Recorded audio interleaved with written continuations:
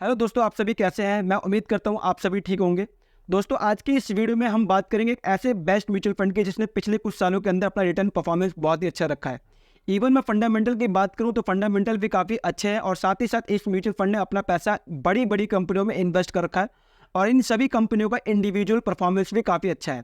और साथ ही साथ इस म्यूचुअल फंड के किसी भी पॉइंट के ऊपर आपको नेगेटिव इंपैक्ट देखने को नहीं मिलने वाला है। तो ऐसे में आप भी इस म्यूचुअल फंड के बारे में डिटेल में जानना चाहते हैं तो इसके लिए आपको इस वीडियो को पूरा देखना होगा। अगर आपने वीडियो को कोई भी पार्ट स्किप कर दिया तो हो सकता है कि कोई ज़रूरी बातें जो आप ना समझ पाए। चलिएगा इस वीडियो शुरू करते हैं, लेकिन उससे पहले आप सभी का स्वागत है हमारे चैनल पर। अगर आपने हमारे चैनल को सब्सक्राइब नहीं किया है तो जाकर सब्सक्राइब जरूर कर लें और साथ ही साथ बेल आइकन जरूर दबाएं। चलिए गाइस वीडियो शुरू करते हैं। आज हम जिस म्यूचुअल फंड की बात करें वो म्यूचुअल फंड HDFC की ओर से आने वाला HDFC focus 30 fund mutual fund है और ये म्यूचुअल फंड इक्विटी कैटेगरी के अंदर फ्लैगशिप कैप फंड है। अगर मैं इस म्यूचुअल फंड के कुछ फंडामेंटल की बात करूँ तो फंडामेंटल में सबसे पहले बात करते हैं NAV वैल्यू यानी कि नेट एसेट वैल्यू। तो गाइस मैं बता दूं कि इस म्यूचुअल फंड का NAV वैल्यू 212 रुपये 28 पैसे का रहने वाला है। यानी कि अगर आप इस म्यूचुअल फंड में इन्वेस्टमेंट करने की सोचते हैं तो आपको पर क्वांटिटी जो प्राइस है वो 212 रुपये 28 पैसे का लगने वाला है। साथ ही साथ बात करूँ इस म्यूचुअल फंड के रेटिंग की तो गाइस इस म्यूचुअल फंड को 5 स्टार की रेटिंग दी गई है, जो ये शो करता है कि ये म्यूचुअल फंड अपने आप में एक बेस्ट म्यूचुअल फंड है। साथ ही साथ बात करो इस म्यूचुअल फंड में मिनिमम SIP यानी कि मिनिमम सिस्टमेटिक जो इन्वेस्टमेंट प्लान का चार्ज है वो आपका 500 रुपये के रहने वाला है। यानी कि सिर्फ 500 रुपये से आप यहाँ पर अपना SIP खुलवा सकते हैं। साथ ही साथ बात करूँ इस म्यूचुअल फंड के कुछ एज की तो गाइस इस म्यूचुअल फंड को बने हुए लगभग 20 साल हो चुके हैं और 20 साल के अंदर इस म्यूचुअल फंड ने अपना जो परफॉर्मेंस है वो काफ़ी ज़्यादा हाई रखा है।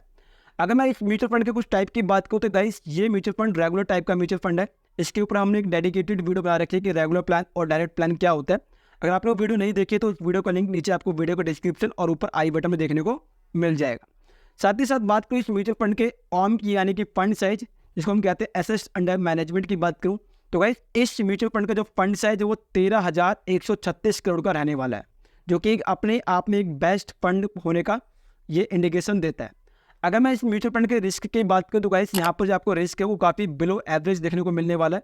अक्सर मैं किसी भी म्यूचुअल फंड की बात करता हूँ तो वहाँ पे हाई रिस्क होता है, लेकिन इस म्यूचुअल फंड के अंदर आपको जो रिस्क है वो बिलो एवरेज देखने को मिलेगा।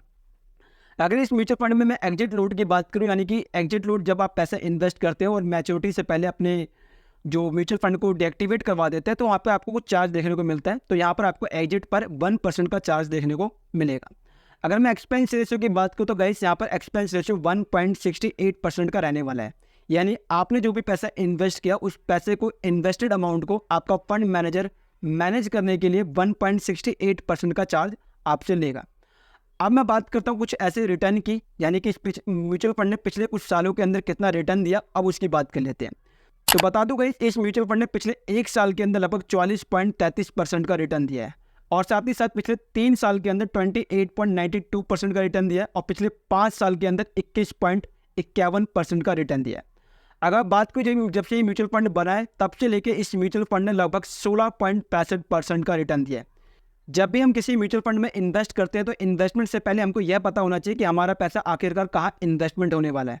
अगर मैं इस म्यूचुअल फंड की बात करूँ तो इस म्यूचुअल फंड के अंदर आपका पैसा लगभग 83.46% पैसा आपका इक्विटी के अंदर इन्वेस्ट होगा और साथ ही साथ 0.48% करीब का पैसा आपका डेब्ट के अंदर इन्वेस्ट होने वाला है और साथ ही साथ 16.06% पैसा आपका अदर यानी कि कैश के फॉर्मेट में इन्वेस्टमेंट होगा।